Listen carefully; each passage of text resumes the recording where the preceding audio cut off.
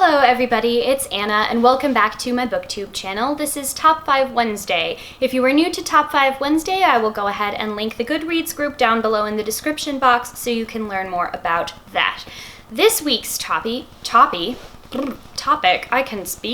I can speak really well, is a crossover with the BookTube SFF Awards, which I will also link down below if you'd be interested in learning more about that. But we are going to be discussing our auto-buy science fiction and fantasy authors. These are the authors whom, when they are releasing a new book, I simply cannot hit the pre-order button fast enough or sprint down to my local bookstore without becoming a tad winded.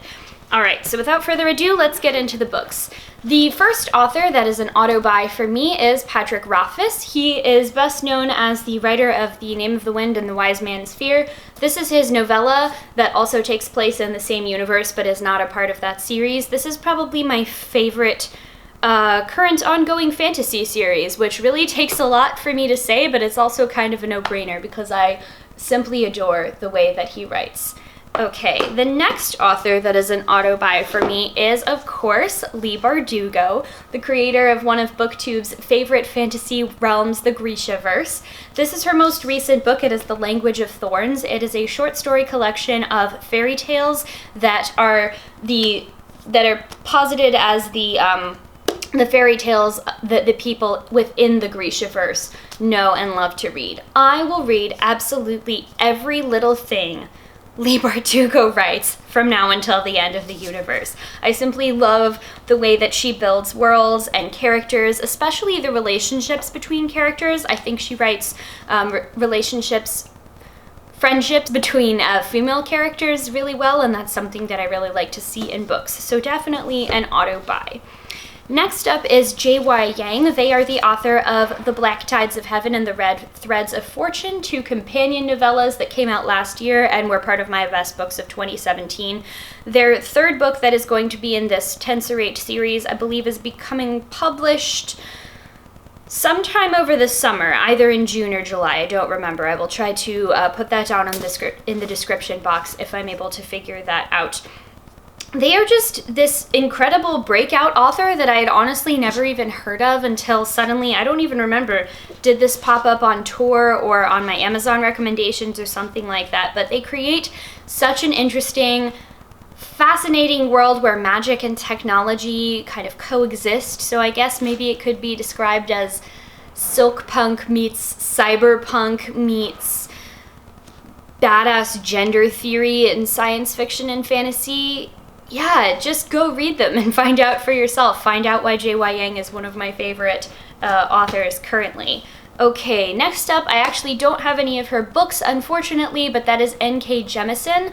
I first was introduced to N.K. Jemisin's work through the Broken Earth trilogy, which is the 5th season, The Obelisk Gate, and the conclusion, which was published late last year, called The Stone Sky. Those books wrecked me in the best way possible, Very excited to read her other books. I know that she has several other series out. She has a duology out currently that is called the Dreamblood duology, I think. I really enjoy the way that she writes and would read anything. I would read her grocery lists. I would so much. And then last on the list, but certainly not least, is Nnedi Okorafor, who is also a Afrofuturist science fiction and fantasy author. This is her most recent book, which is the conclusion to her Binti series. It's called Binti, The Night Masquerade. I got a proof copy of this from my old job and sadly haven't gotten around to reading it, even though this book now came out almost 3 months ago. Sorry, but I definitely did snatch this up the second I saw that I could get a proof copy for free. Nnedi Okorafor, I think Ursula K. Le Guin said it best when she said that there is more imaginativeness in a page of Nnedi Okorafor's writing than there are in tomes and piles of your average fantasy epics. Nnedi Okorafor brings both a new voice and a new style of telling stories to science fiction that really just means the world to me to be able to explore the genre through her eyes, through her voice, through the way that she takes us through stories, and I will forever be grateful to her for writing everything that she does. So that is going to wrap up this week's Top 5 Wednesday. Comment down below if you have read any of these books yourself, if you have questions about any of them, or if you just want to chat in general about how much I love science fiction and fantasy. Maybe you love it too, maybe you don't. I don't even know where I'm going with this, but yeah, let's go ahead and wrap it up. Thank you all so much for watching this week's video, and I will see you in the next one. Bye!